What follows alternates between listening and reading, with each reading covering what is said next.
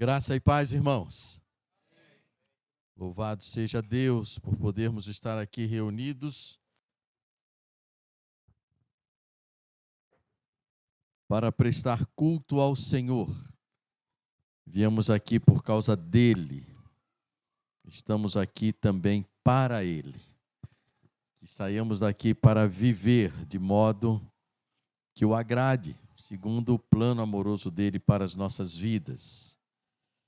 Antes propriamente de entregar aos irmãos a palavra, eu quero dizer da minha gratidão de estar aqui com os irmãos e ter estado esses dias.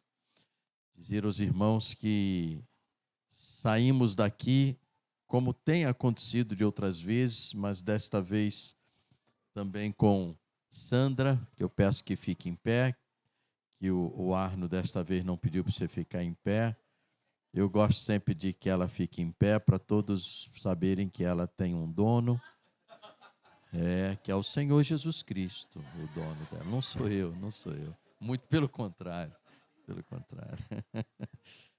E agradeço, Senhor, porque aqui nós já estamos levando saudades, né? A igreja tem essa característica afetuosa e eu e Sandra estamos muito felizes de estar aqui. E é uma pérola mesmo, é uma pérola. Não só dos mares, mas uma pérola para o Senhor, né? Uma pérola no reino de Deus. Essa decoração que os irmãos prepararam, tão bonita, né? Cada detalhe, né? Cada detalhe. Cadê a irmã que todo dia vem aqui acender as luzinhas? Né? Tão bacana isso, tão bacana, né? Os brindes que vocês prepararam, estamos levando as canecas, né? Ganhamos também canecas da Jussara. Aquele cafezinho ali, cheguei hoje, chegamos tão cedo e já estava pronto o cafezinho. Eu estou achando que é o mesmo cafezinho de sexta-feira, porque não é possível, já estava pronto o cafezinho. Nós chegamos às 3h20, 3h30, já estava o cafezinho. Que bom que estava, que eu vim louco para tomar um café mesmo, viu? Essa organização dos irmãos, tudo funcionando direitinho. A gente conhece, né, uma igreja organizada assim, quando os líderes não precisam ficar correndo para lá e para cá para que as coisas funcionem, né? Todo mundo sabe o seu lugar, sabe sua responsabilidade, cumpre. E, então, isso é muito grandioso, é um ensinamento para nós, né? A cooperação de todos, o acolhimento, né, aos visitantes, esse momento significativo, intencional, extensivo até, da comunhão, do abraço no momento do culto, isso é muito importante. E, acima de tudo, irmãos, a biblicidade do culto, né? Um culto bíblico. As letras das músicas, não tem falsas promessas, não tem triunfalismo, né? É a realidade. Porque existe, irmãos, muita gente aí que está procurando um lugar para se refugiar de um tipo de fé que causa dano nas pessoas, causa dano. Uma fé ilusória, né? Uma fé ilusória. Eu me lembro de uma experiência, irmãos, de uma irmã da Igreja Batista e uma outra irmã de uma igreja onde o pastor tinha essa visão triunfalista, e as duas estavam no mesmo enfermaria, no mesmo quarto, para duas pessoas no hospital, e as duas eram doentes terminais, irmãos. E a nossa irmã recebia do pastor aquela visita consciente, né, de confiança, porém, seja feita a vontade de Deus, e seja qual for a vontade de Deus, Deus estará com a irmã. A irmã está preparada para o que der e vier, porque Cristo está na irmã. Né? Pode todas as coisas naquele que lhe fortalece. Mas a outra só ouvia que tenha fé, que se você tiver fé, Deus vai te tirar, e Deus vai te tirar.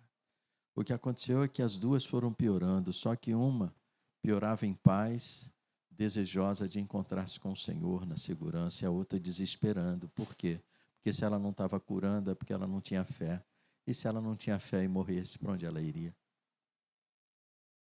Irmãos, a coisa mais importante, a igreja, como falamos hoje na EBD, é a igreja ser obediente à palavra. O púlpito tem que ser obediente à palavra. E eu estou tão feliz de ver esse grande número de pessoas aqui hoje que vieram num culto para ouvir a palavra. Obrigado, irmã. Isso aqui também está na palavra, dai de beber, né? Deve estar. Então, queridos, bem, sendo assim, eu quero fazer um pequeno resumo. Hoje o pastor Arno só me deu 1h20 para falar, então eu tenho que correr. Primeiro, enquanto nós falamos de Zacarias, né? Desanimar por quê? Lembra? Desanimar por quê? E nós não precisamos desanimar, irmãos, porque Deus, Ele nunca se esquece de nós. Ele sabe tudo o que está acontecendo com a gente. E Ele é o Todo-Poderoso. Então, Zacarias nos ensinou isso. A palavra Zacarias é, eu lembro. Ele se lembra. Se a nossa força vem do Espírito e não vem de nós mesmos, nós podemos ter a força, mas não é na nossa força, é no poder dele. Então, como é que eu vou desanimar? Se eu me acho sem forças para o desafio, qual o problema? Não é na minha força, é no poder dele. E entre os exemplos que demos, eu quero dar um outro hoje. Isso quem nos ensinou, e foi bem interessante, a questão de Jonas.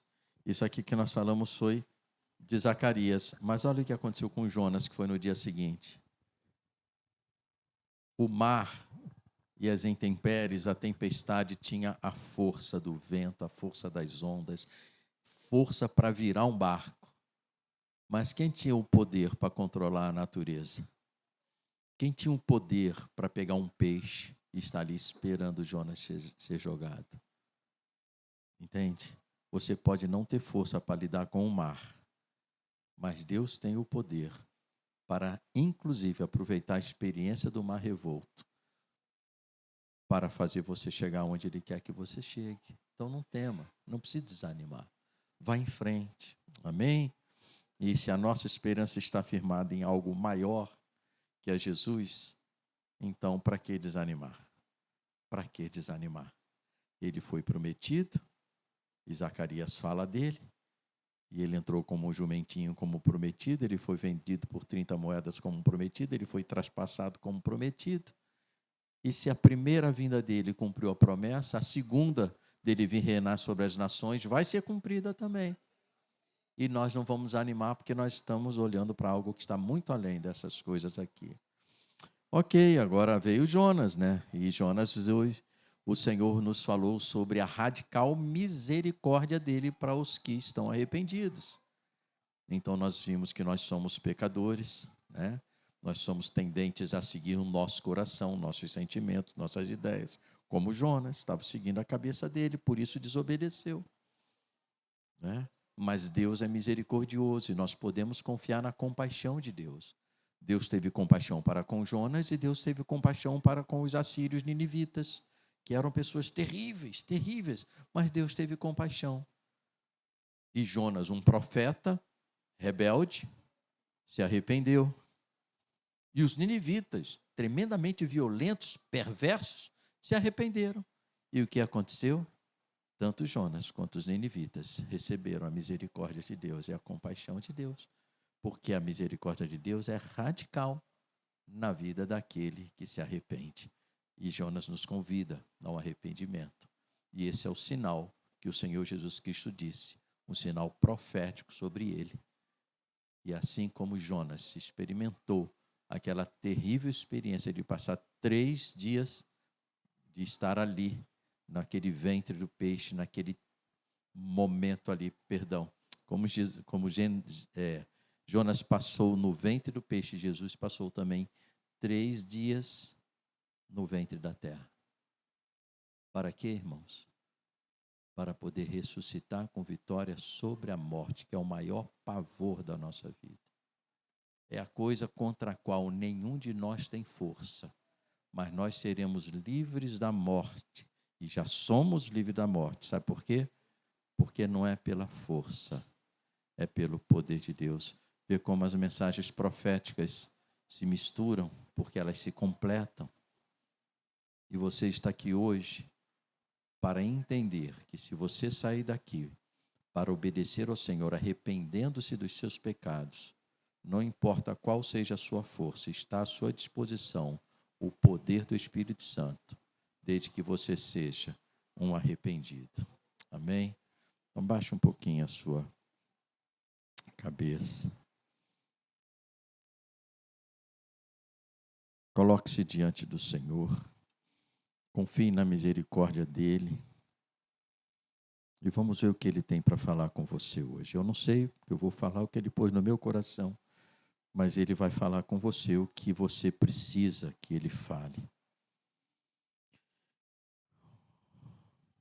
Ó Deus, só pela Tua graça mesmo, posso ter a ousadia de estar aqui nesse púlpito hoje, ousando ser o mensageiro do Senhor.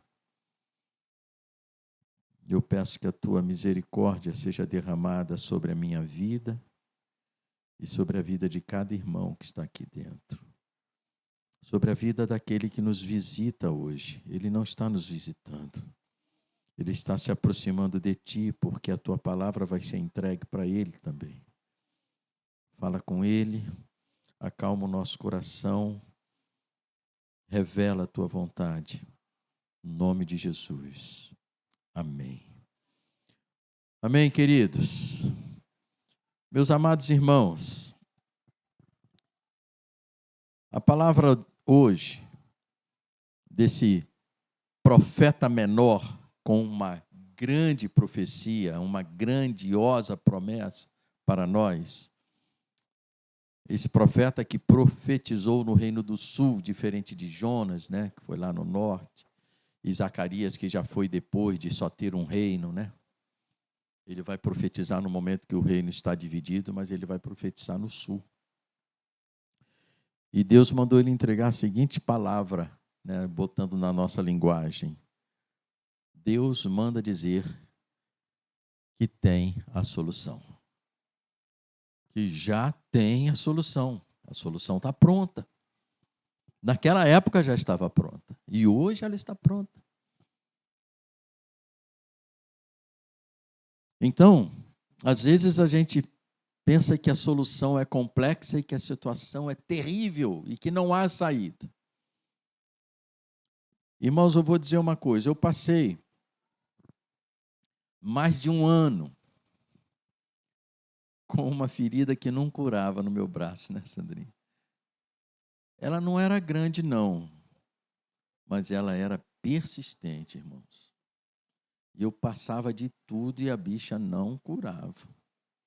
E toda hora eu pensava que estava melhorando e ela vinha de novo. Resolvi passar até babosa, sabe? Você conhece babosa? Babosa parece que cicatriza tudo. Até dor de cotovelo. Passa no cotovelo que você vai ver que você vai esquecer aquela pessoa. Babosa é uma coisa boa. E eu passei de tudo, irmãos. Remédio, pomada lá atrás. Depois eu cansei das pomadas, passei. Irmãos, nada melhorava. Aí o que veio na minha cabeça? É câncer, né?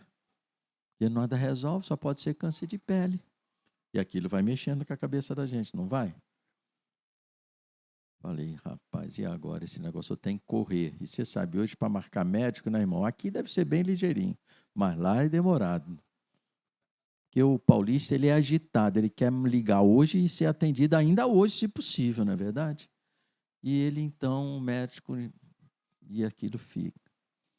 Irmãos, quando cheguei no médico, sabe o que acontece? Falou, essa pomada que você está passando não serve. A babosa deve ter até te causado alergia. E assim foi. Você passa isso aqui, ó. Depois de 1 ano e não sei quantos meses com aquela ferida, eu passei a pomada que ele mandou. E adivinha o que aconteceu? O que vocês acham? Olha, excesso de confiança. O que vocês acham? Sarou, tá certa. Sarou.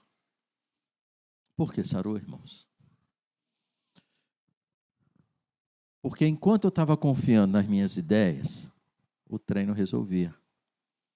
Quando eu resolvi confiar e procurar quem entende, ele olhou, ele disse exatamente o que era. Esse tipo de ferida é isso aqui, está acontecendo. E é essa pomada que você vai passar. E eu passei, acabou. Você está entendendo onde a gente quer chegar? Às vezes a gente quer se aproximar de Deus com as nossas ideias. E às vezes a gente pensa, ou que não tem solução também. Porque eu sou desse jeito. A gente falava ontem sobre aquela síndrome da Gabriela, né? Eu nasci assim, eu vi assim, eu vou morrer assim, sei lá, Gabriela. Então, e a gente pensa que não tem jeito a nossa vida, irmãos. Não tem jeito uma situação, não tem jeito o casamento, não tem jeito a saúde, seja o que for. Não tem jeito meu filho tomar jeito. Porque nós estamos muitas vezes confiando na nossa força e não na palavra. E às vezes você pode pensar que nem para a morte tem jeito, mas a solução para a morte já está aí. O Senhor já apresentou. E quando a gente vai lá em Miqueias, ele vai falar para aquele povo a respeito do problema que eles estão passando. Mas ele vai apontar para a solução e nós precisamos entender isso, porque essa solução não é uma doutrina, é algo real. E muitos têm encontrado. E se alguém aqui entrou sem esta solução para a sua vida, há de sair daqui com ela, em nome de Jesus. Então, olha só, ele viveu numa época, Miqueias, de grande crise. Parece um pouco com o que vivemos também. Opressores, oprimidos, corrupção generalizada. A fé em Deus era apenas cultural, como falamos hoje na EBD. Nós somos um país muito religioso, mas é só para cumprir os ritos. O povo havia perdido o seu rumo, o nosso povo está perdido, não sabe o que é mais certo, o que é errado. Uma coisa que sempre foi certa agora está errada. E daqui a pouco o que é errado pode virar certo de novo. Está uma bagunça. E ele vivia nesse tempo. E em meio a essa escuridão surge esta grandiosa promessa e urgente do Senhor. Deus não vem apenas condenar os nossos erros, irmãos. Ele não está olhando para o país, falei, eu te disse. Não está olhando para a sua vida, falei, eu te disse. Não, vem para trazer solução. Ele vem com a resposta que nós precisamos, a resposta que eu preciso, a resposta que você precisa, a resposta que a humanidade precisa. Então, esta profecia do Senhor, ela pode ser resumida. Está entrando um vento bom aqui, né? É bom, não pode desligar não, porque senão a gente começa a suar. Mas esta resposta que o Senhor tem para nós, queridos, eu quero colocar 3 pontos aqui para vocês. Em primeiro lugar, todos nós somos pecadores. E o grande problema nosso, é o pecado. É a nossa pecaminosidade, vamos dizer assim. E percebam lá, abra aí Miqueias, capítulo 2, verso 1 e 2. Ele vai falar, vai fazer um diagnóstico daquele povo. Preste bem atenção. Miqueias 2, 1 e 2. Ai daqueles que maquinam iniquidade. Está isso aí no seu? Ou planejam maldades. Planejam o mal, deitados até na cama. Quando raia o dia, o executam, pois têm poder para isso. Eles cobiçam campos e tomam posse deles, cobiçam casas e as tomam, assim fazem violência a um homem e a sua casa, a uma pessoa e a sua herança. Ou seja, ele está falando aqui da ganância e da opressão daquele povo. Está revelando que o povo é pecador. Agora vá no capítulo 3, no verso 3, quando ele vai dizer assim, 2 e 3, vós que detestais o bem, olha só que forte, né? Quem que poderia dizer eu detesto o bem? Vós que detestais o bem e amais o mal, que arrancais a pele deles e a carne dos seus ossos, que também comeis a carne do meu povo, e lhes arrancar a pele, e lhes esmagais os ossos, e os repartis em pedaços, como para a panela e como carne dentro do caldeirão. Evidentemente, uma linguagem simbólica, mas que em alguns momentos se tornou até real nas batalhas. Ou seja, ele está falando aqui que há uma maldade enraizada naquele povo. E isso assusta a gente. Mas perceba que no capítulo 3 ainda, no verso de número 11, ele diz: os seus chefes dão as sentenças por suborno, os seus sacerdotes ensinam por interesses, os seus profetas adivinham por dinheiro e ainda se apoiam no Senhor, dizendo: o Senhor está no nosso meio, por isso nenhum mal nos sobrevirá, porque o templo do Senhor estava lá com eles. Então eles achavam que porque eles tinham religiosidade, eles estavam bem, mas o Senhor está condenando os sacerdotes e os líderes do povo, não apenas religiosos, mas todos.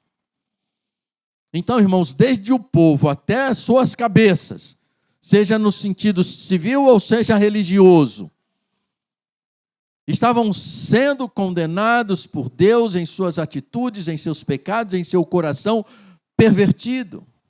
E esse é o grande problema. Nós somos pecadores. Às vezes, lendo isso, a gente pode falar: mas não é bem desse jeito, nem todo mundo é assim, irmãos. Todos nós somos pecadores.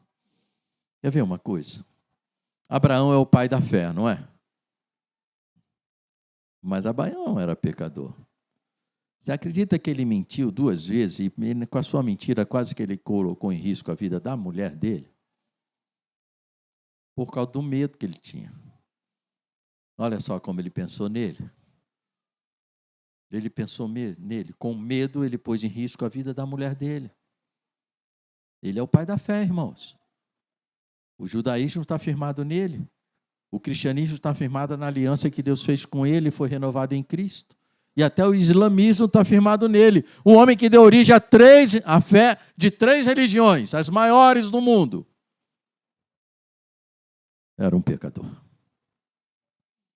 Você já pensou em Pedro?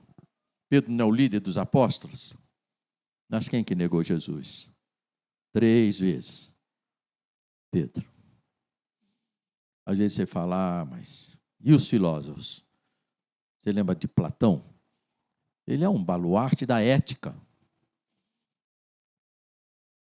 Mas você sabe que Platão, tudo bem que a época era diferente, mas ele sendo de família aristocrática, ele justificava a não liberdade, que o povo não podia ter liberdade, e ele justificava a escravidão.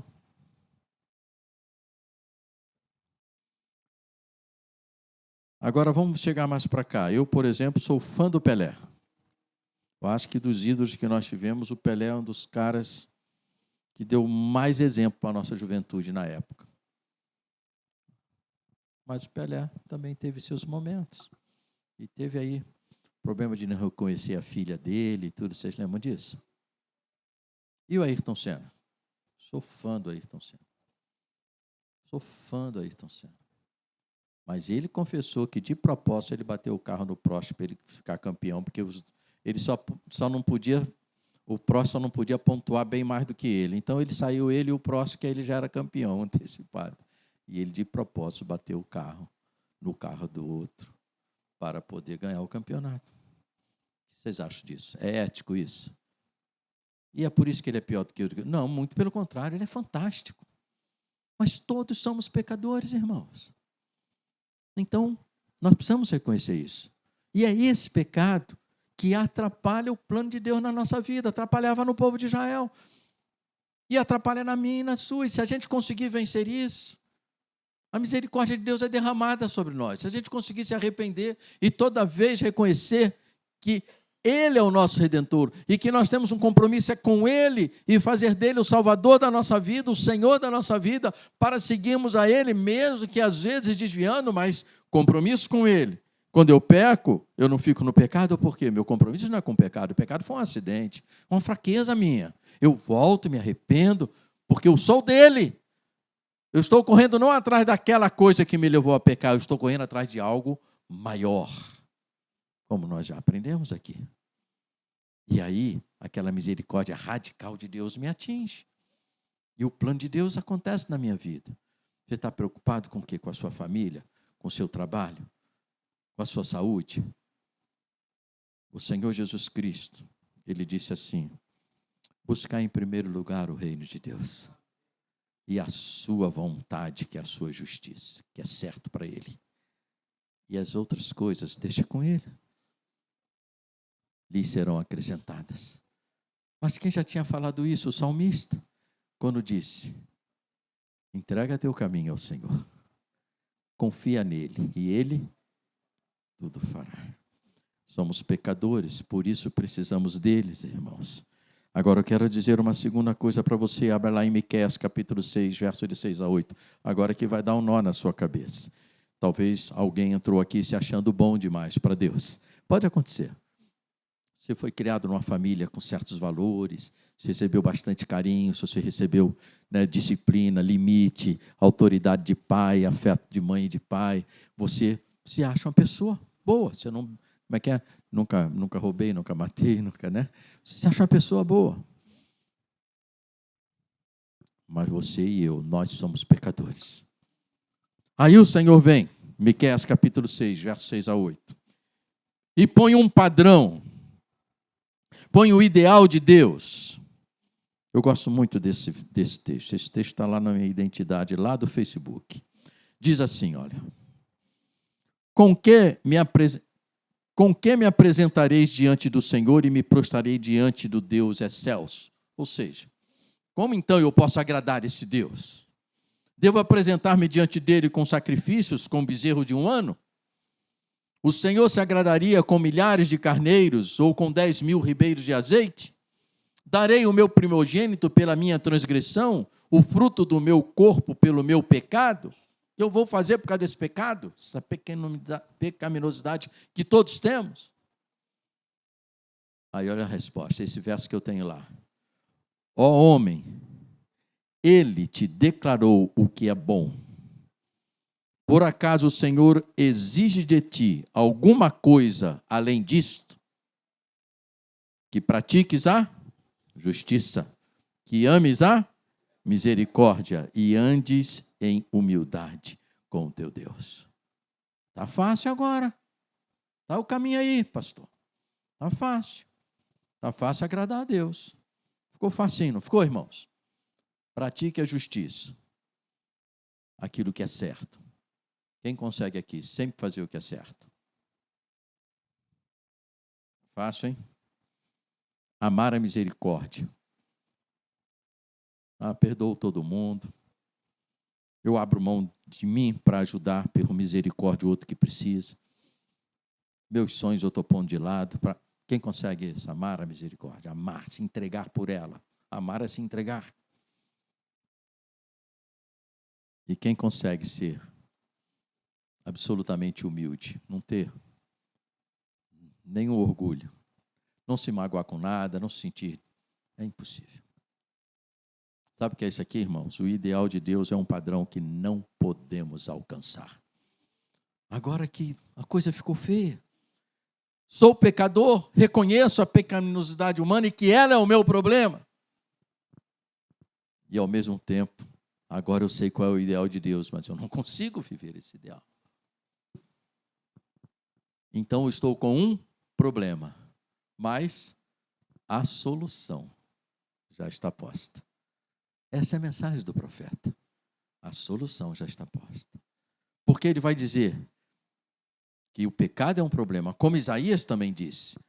No Isaías 59, 2, 1 e 2, a palavra de Deus diz assim, olha, Deus não está com a mão encolhida para não abençoar, não está surdo, não está cego, para não estar ouvindo suas orações. O que acontece é o seguinte, diz Isaías no capítulo 59, verso 2. As vossas iniquidades fazem divisão entre vós e o vosso Deus. Os nossos pecados encobrem o seu rosto de vós, de sorte que ele não vos ouça. Ou seja, são os nossos pecados. São os nossos pecados que impedem que aquela misericórdia graciosa de Deus seja derramada sobre a nossa vida e corrija esse vazio que nós temos, essa falta de sentido da vida que nós temos. Então, Miqueias vem e diz, Deus manda dizer a você hoje que tem solução e que Ele já providenciou esta solução. E aí, onde é que está escrito isso, querido? Abra a palavra de Deus, aí em Miqueias, capítulo de número 5. Porque o próprio Deus trará a solução, irmãos. Não tem como a gente resolver isso. O padrão é outro. Não o padrão do mundo. O mundo fala, puxa, você é um cara bom. O mundo tem muito costume de falar assim, não, você merece isso, você é bom. Você mereceu isso, essa bênção. Jesus Cristo disse para aquele homem que o chamou de bom mestre, lembra? Por que me chamas bom? Bom é só um, é quem? Ou seja, ele não estava dizendo que ele não era bom. Presta atenção nisso, hein? Ele está perguntando ao homem por quê. Será que ele está me identificando como Deus? Que só tem um bom e ele me chama de bom? Então, perceba uma coisa. Quantos são motoristas aqui? Levanta a mão. Bastante motorista aqui. Eu acho que a maioria já perdeu a carteira, porque não levantou a mão também. Tem bastante já. Já foram motoristas.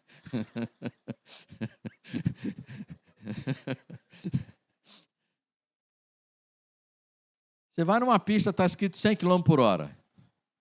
E tem radar. E de repente, você vai receber uma cartinha em casa que a velocidade máxima era 100.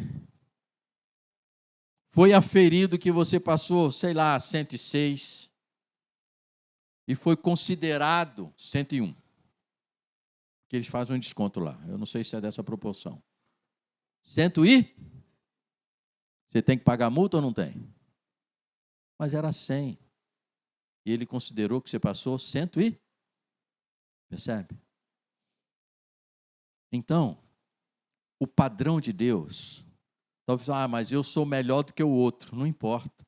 O que passou 101 e o que passou 119 vai pagar a mesma coisa, porque passou até 20% acima da velocidade permitida. E vai ganhar os mesmos pontos na carteira, o que passou a 101 e o que passou a 120. Porque passou do padrão. Então, primeira coisa, vamos parar de olhar neste momento para o que temos de bom e vamos olhar para o padrão, que está muito acima do que nós somos. Então, nós estaríamos perdidos. Mas o que Miqueias está dizendo? Tem solução. E o que está dizendo aí? No capítulo de número 5. Já acharam? Verso de 2 a 5. Olha que coisa mais linda do mundo. Os profetas menores, eles são fantásticos. Mas tu, Belém Efrata, embora sejas pequena entre as milhares de Judá, sairá de ti, para mim, aquele que reinará sobre Israel, cujas origens são desde os tempos antigos, desde os dias da eternidade. Portanto, tu os entregarás até que a parturiente dê a luz, então o restante de seus irmãos voltará aos israelitas. Ele permanecerá e cuidará do povo, na força do Senhor Yahvé, na majestade do nome de Yahvé, seu Deus, e eles permanecerão, porque agora ele será grande até os fins da terra. Ele será o quê? A nossa paz. Até aí. Na verdade, o verso anterior devia terminar aí. Né? Aqui que completa. Ele será a paz. Lembra que os nossos pecados causam divisão entre nós e o Senhor? E essa reconciliação com o Senhor, que nos garante uma vida com sentido, irmãos, que nos garante, inclusive, a salvação diante da morte, nos dando vida eterna, está naquele que nasceria em Belém e que nasceu. e que não começou a existir quando nasceu em Belém. Em Belém ele encarna, porque diz o texto que a sua saída é desde a eternidade, a antiguidade, sem início. Está falando de Deus encarnando na pessoa de Jesus. Essa foi a solução de Deus. Não tem como o homem atingir o meu padrão. Eles são pecadores e serão sempre pecadores. Então eu vou descer, porque Deus não pode pecar. E eu vou descer. E eu vou experimentar a humilhação de ser homem.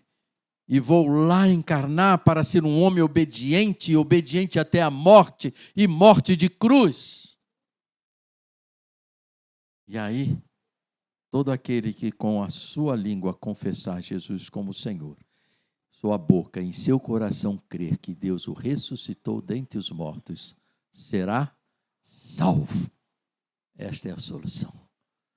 Vocês estão em crise, mas lá em Belém Efrata, nem no mapa não estava, tão pequena, insignificante, mas é dela, na humildade de Belém, que vai sair aquele que vai reinar. E é nele que vou resolver o problema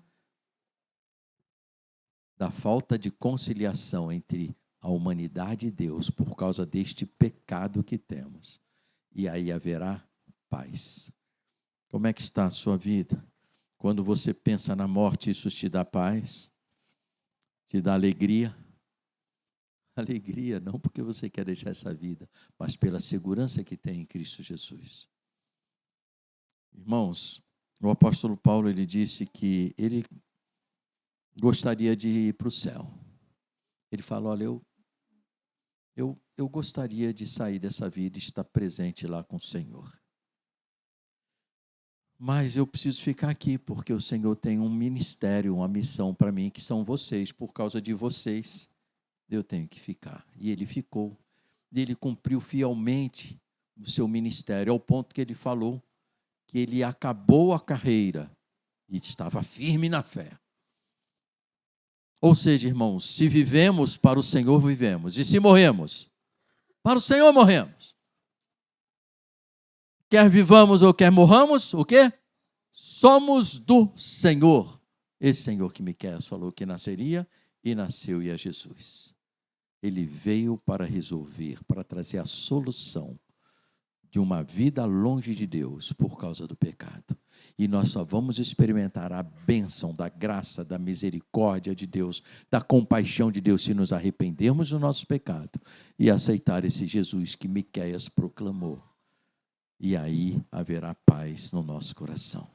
O vazio que está no seu coração, ele vai preencher. As crises que você tem, elas são resolvidas porque você vai começar a viver por algo muito maior. E você não vai mais viver pela força do seu braço, mas pelo poder do Espírito. E você não se preocupará mais com quanto que você já pecou nessa vida. Porque sendo um arrependido, a radical misericórdia de Deus vai ser derramada sobre você. E Ele vai consertar a sua vida. E tudo que você colocar o pé, aquilo ali é do Senhor, porque você é do Senhor e você está ali. E como nós aprendemos no diálogo de Abraão com Deus, onde tem um justo, que o Senhor falou, se ali tiver 50 e foi baixando, tiver 10, mas não tinha. Eu acredito que o Senhor salvaria todos os justos, quantos fosse que tivesse ali em Sodoma e em Gomorra. Onde você estiver, a bênção do Senhor vai estar. A sua família vai ser transformada. Porque você não está lá na sua família? E quem que estará em você? Deus. Porque foi resolvido o problema da separação que o seu pecado causava. E agora, como arrependido, você usufrui da presença do Senhor. Baixa um pouquinho a sua cabeça. Reflita um pouquinho.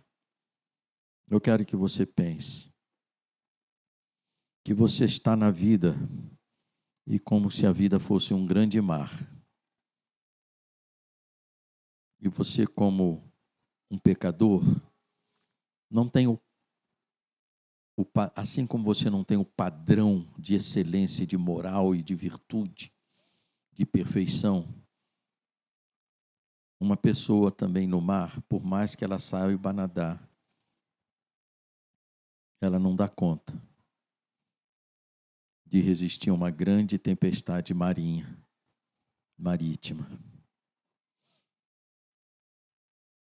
Mas se alguém encostar ali um barco e jogar uma boia para você, e você segurar nesta boia e deixar esta pessoa te tirar do mar, confiar nela, ela puxa aquela corda com a boia e leva você para dentro do barco.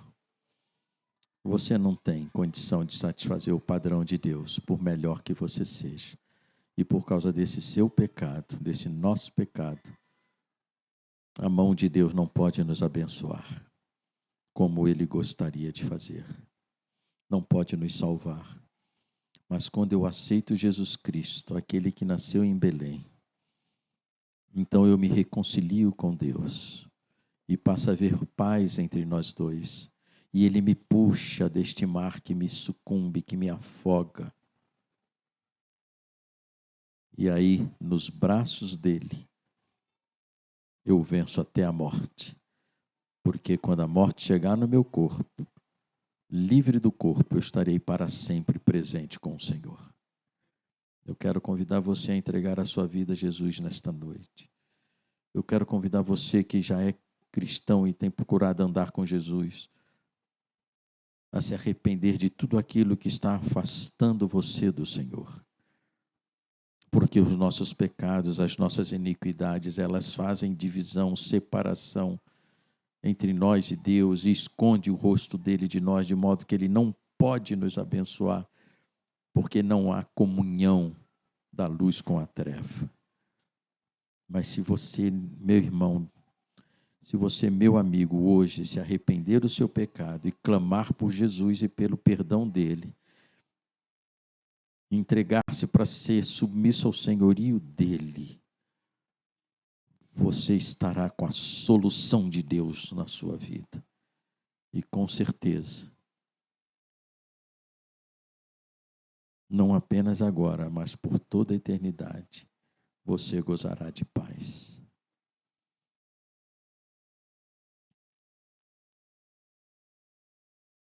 Obrigado, Senhor, pelo privilégio desta hora de podermos abrir a Tua palavra tão antiga e tão atual. E que a graça do Senhor receba nossas confissões, nosso arrependimento e opere misericórdia e compaixão, e redenção e salvação. E que saiamos todos daqui na certeza de que o Senhor é o Senhor e Salvador da nossa vida. Em nome de Jesus. Amém.